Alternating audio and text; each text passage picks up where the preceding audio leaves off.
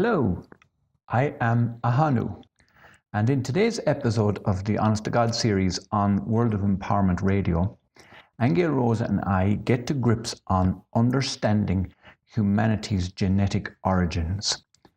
And this all arose over several weeks of exploring who our ancestors really are. And I mean way back. I'm not talking about grandmothers and that direct family lineage. I'm talking about the Nephilim, the Annunaki, the Plaiedians, the Elohim, or star people. And these are the kind of races that kept coming up. So, of necessity, this episode of the Honest to God series was divided into two, simply because the questions kept coming up. And consequently, the whole thing took longer than we anticipated. And still it's not complete. It is something that we may have to revisit again and again.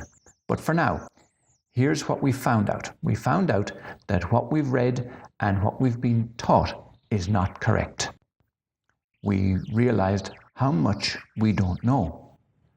We found out also how much of our history has been hidden from us. We found the real purpose of control dogmas on earth. We found who the elite are and why they want to keep their bloodline pure. We found that it was possible to change our DNA, and we found that we can consciously increase our frequency. So in this, the first half of the session on understanding humanity's genetic origins, the questions we asked were, who were the Nephilim? Did the Nephilim mate with humans? Where did the Nephilim come from? Were the Nephilim barbaric? Did the Annunaki create the Nephilim? Are the Nephilim related to the Elohim? Are we the offspring of the Nephilim? Are we the offspring of the Annunaki? See where this is going? Are the elite the offspring of the Annunaki?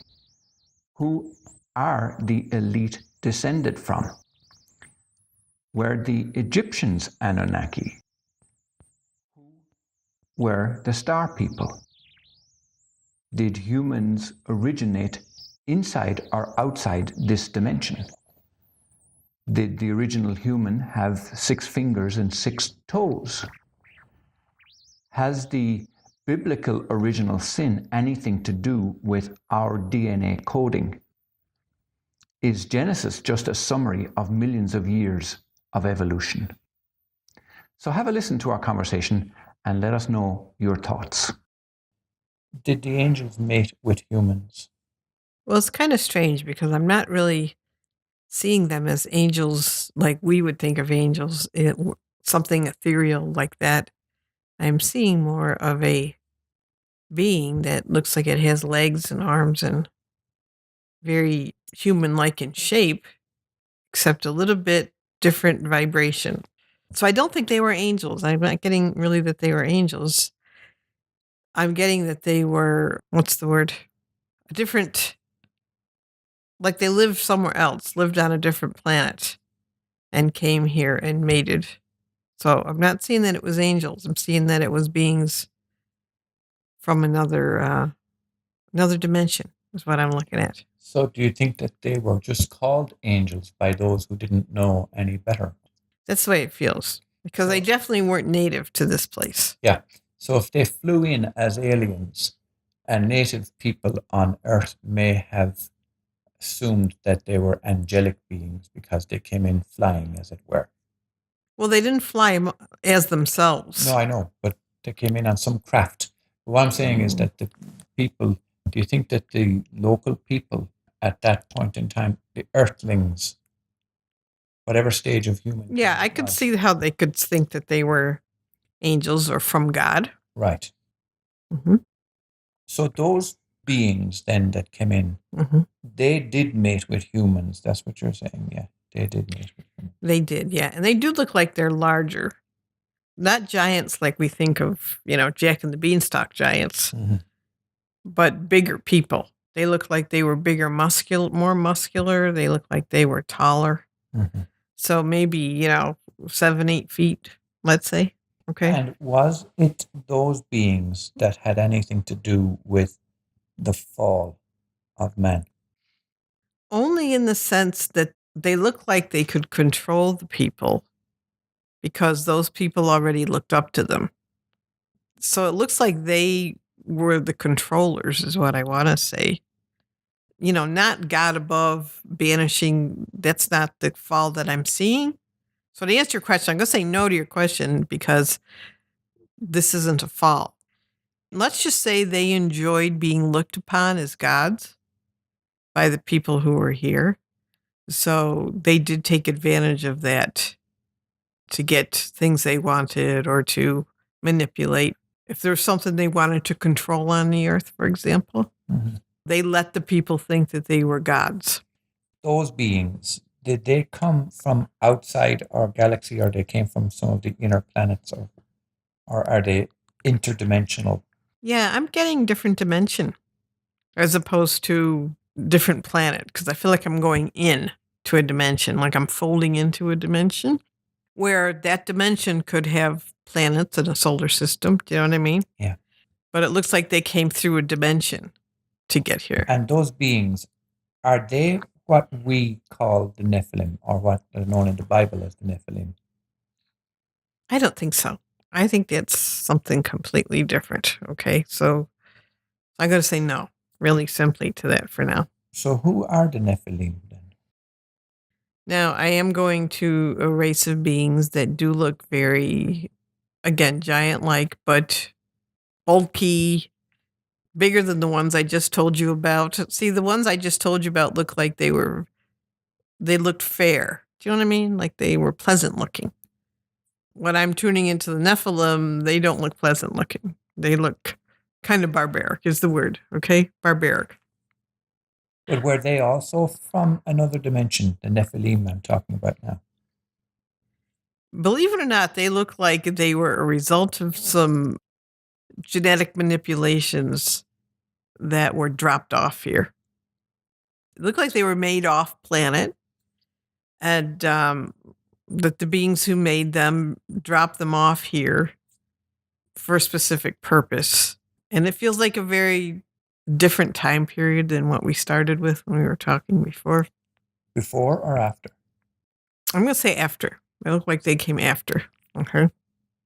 And I feel like it's a particular area of the world, like Africa, and they do look like they were actually miners or workers, but they weren't little people.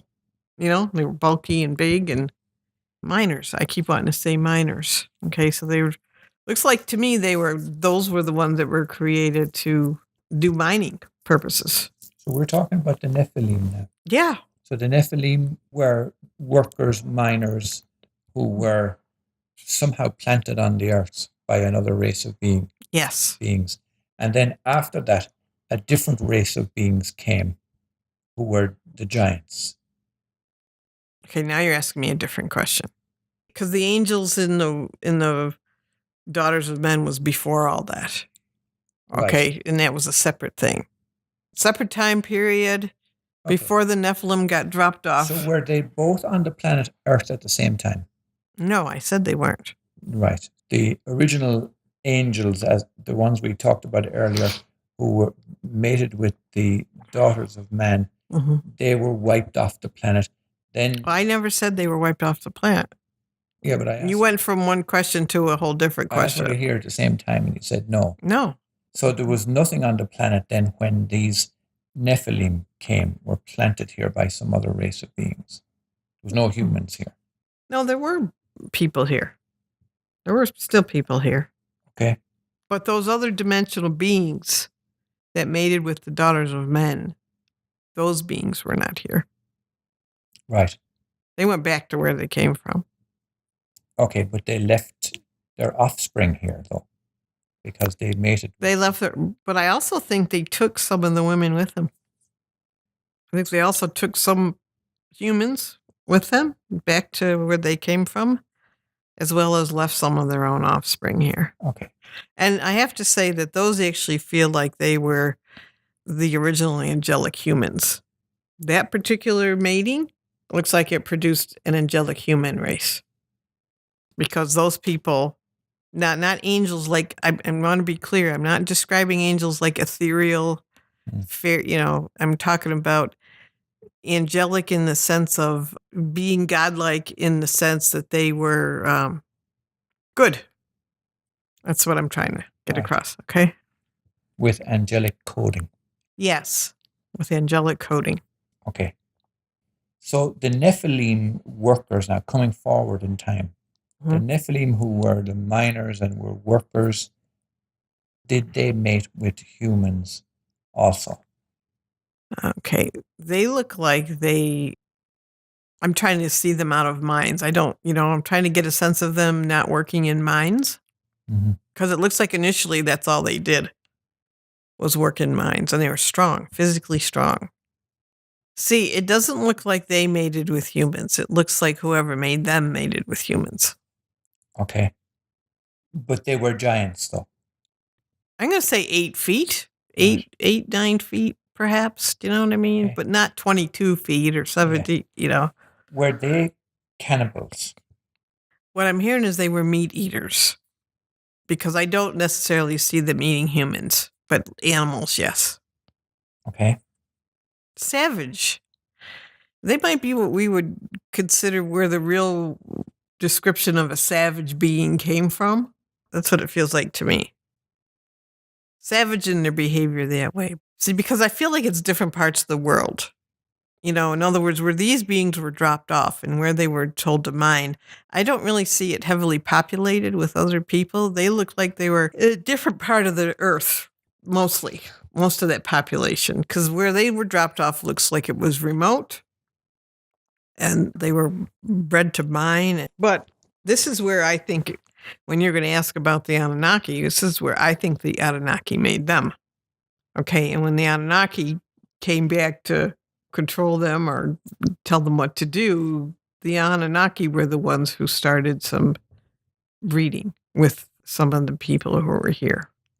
So they were breeding these Nephilim violent characters with human. No, or they created humans from them. No.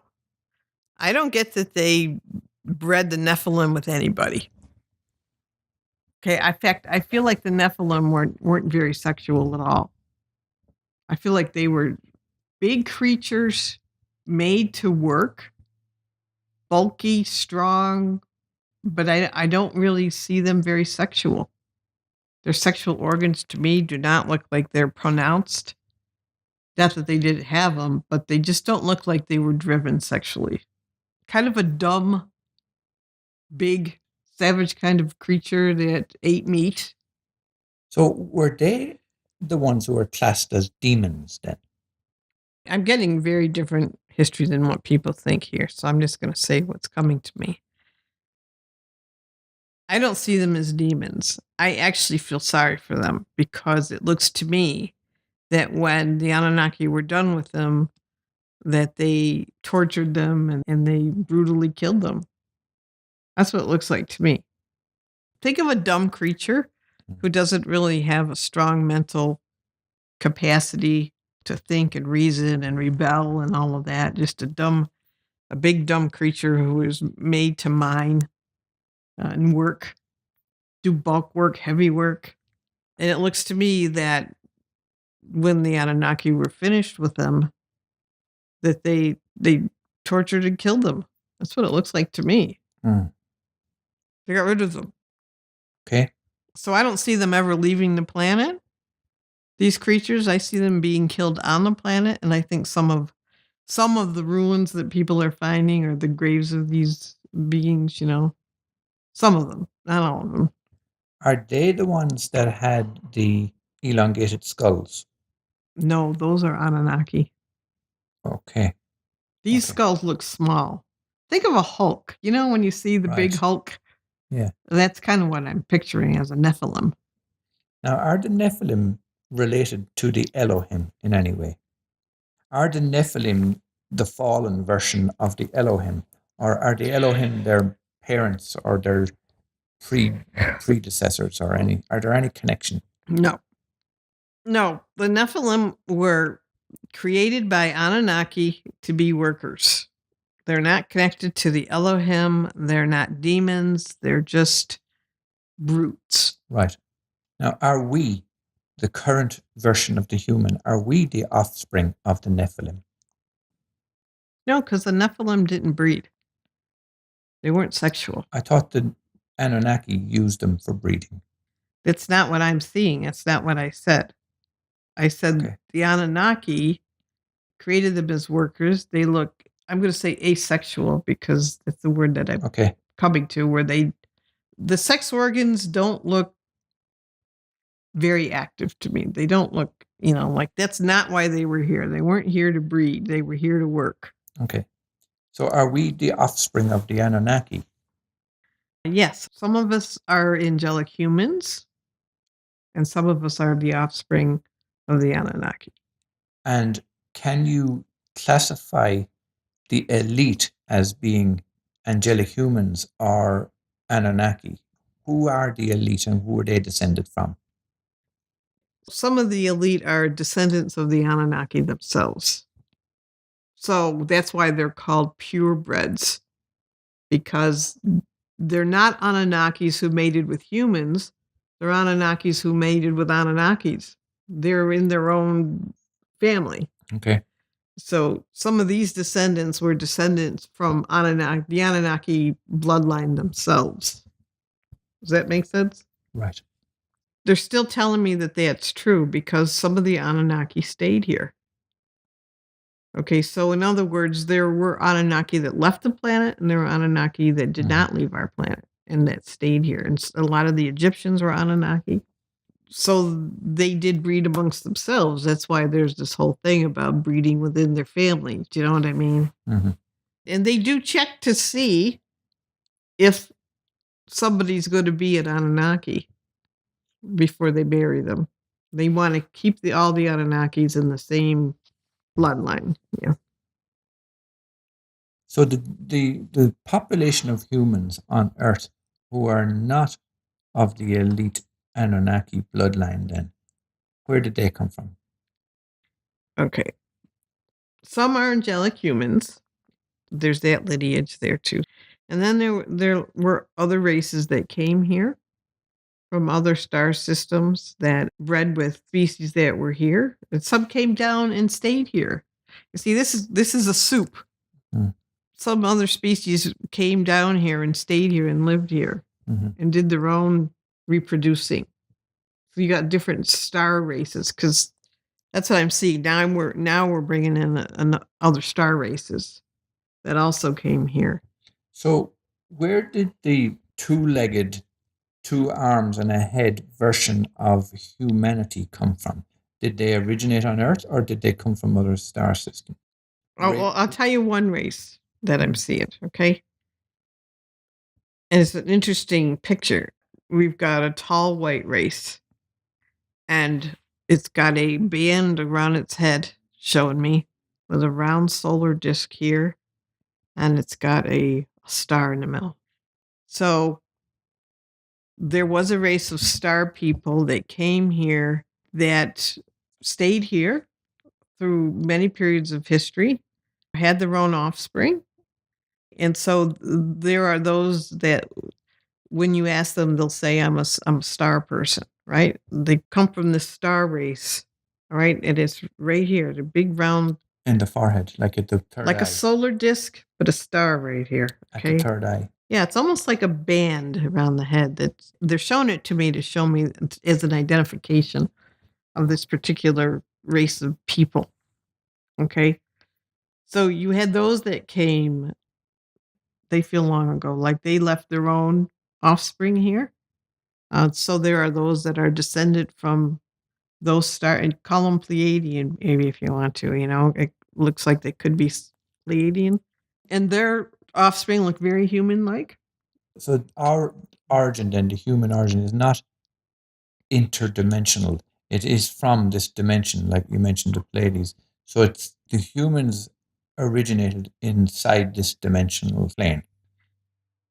Not in the way you're asking me. See, I want you to think of other races of beings that could come here and live here and reproduce here. You asked me, where did the 5-finger human come from? And I'm saying they came from this one particular star race that looked like that. They may have had 6 fingers, but being here in this dimension, we look like we've kind of watered down to 5, if you know what I mean. Although they're not really seeing it as a distortion, it's just the result of the environment. So the environment caused humans to lose 1 finger and 1 toe. Yeah, it looks like it. So now we're down to 5. Mm-hmm. And some of those Nephilim had 6 fingers too, but they're being really clear to say, just because we're talking about 2 races of beings now that had 6 digits, think way back, okay? Because the atmosphere back then was, in other words, it looks like the ability to have 6 fingers and toes was very environmental. And as the planet changed and the atmosphere changed, elements changed, you ended up with 5 fingers, 5-fingered being. Now, the original sin of the Bible, is that original sin anything to do with our coding? Like the 5 fingers, 5 toes, the actual DNA of the human. Is that the original sin? Or is it some kind of a negative imprint that we have, or some kind of a limitation that we have?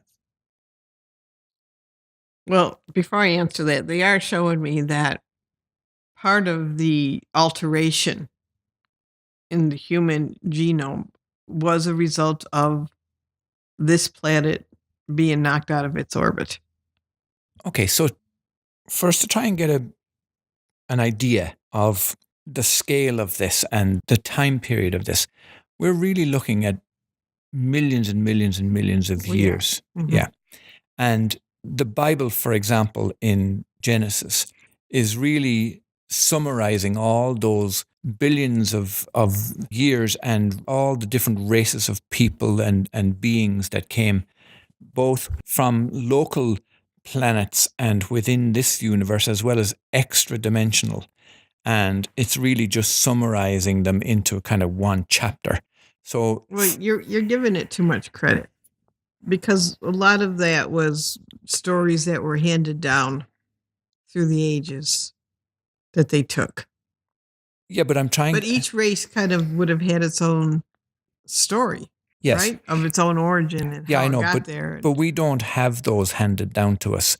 Like, all we've got really are the work from the likes of Zechariah Sitchin, the Annunaki, the books of Enoch, the what you call the Bible pages that were, or the books that were found in the Dead Sea Scrolls. Mm-hmm. And then you've got the Bible itself, but even that's been tainted and twisted and turned depending on which king and which monarch and which pope got hold of it. But what I'm saying is that all of those records really are just giving us the smallest little hint of what really is millions of years of history. Yes. Yeah.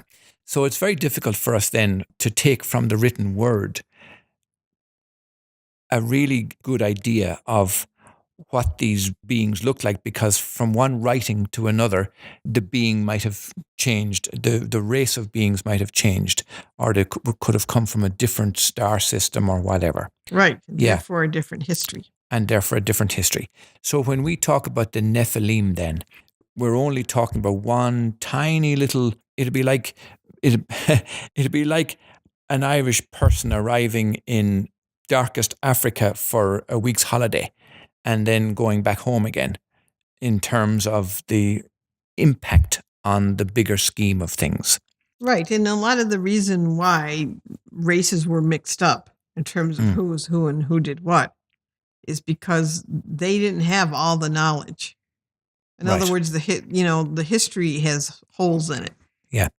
But the parts that we are starting to stitch together now, the likes of the clay tablets from Samaria and Zechariah Sitchin's work, and the work of our friend down there in San Diego, Gerald Clark, for example, that stitching together of that history is pointing only to one particular race of beings who were here at one particular period in time. Correct. Yeah. Mhm. So it wouldn't be correct then to make a huge assumption that we descended from them or that they were our past bloodlines. Not across the board. Not across no. the board. Right, Mhm. right. Okay. Like I told you, there was and is a race of angelic humans here, Yeah. So which would be a lot purer when we in Cody. hear from the likes of the book of Genesis, then when they talk about Nephilim and Elohim and all of those, for us to try and put that in context, we are talking about a little visit of some race of beings that came from somewhere else for a period of time that in the bigger scheme of things is relatively negligible. Well, in the soup. In the You see, soup, they yeah. wanted, In the bigger scheme, yes, yeah. Okay. Right. They're an ingredient in the soup Right. So of the earth. in that way, then, our DNA, right now, the modern human, our DNA, then, is it fair to say that that is a huge mix of everything that's gone before it? So when I asked about what is the origin of the human, can you say that we are descended from, like the way you might do a genealogy, say, I know who my father is and I know now who my grandfather is and his father, and then go back through the records and the burial records and the marriage records and go back. Is it possible at all to even arrive at a beginning point for the human? We do need to take a studio break right here, Aingeal Rose. We will be back. We hope you enjoyed that discussion about understanding humanity's genetic origins. Remember that was only the first half. Make sure you tune in to the second half, because in that we continued the discussion and we asked the following questions. Is it possible to find an accurate genealogy of the human race? Was there always conflict in the DNA of humans? Has there ever been a peaceful, loving human on earth? Is it possible for humans to be more peaceful and loving or more angelic? Was Hitler trying to return the race to the original human or Annunaki bloodline? How do we change our frequency to align with Paradise Earth and our angelic coding? Is our DNA responsible for war? Is our DNA malleable? Does making a different choice change our DNA? Are all beings connected to the same consciousness? So, subscribe to us on YouTube, iTunes, Stitcher Radio, Google Play, and on our website at honesttogodseries.com to make sure that you get the second half of this program. Also, remember to check out our new World of Empowerment website, where we have a whole new program of spiritual goodies for you. And you can find that at worldofempowerment.com. Until next time, bye from myself, Ahonu, and from Aingeal Rose. You have been listening to Aingeal Rose and Ahonu on World of Empowerment Radio, your station for practical spirituality in a changing world.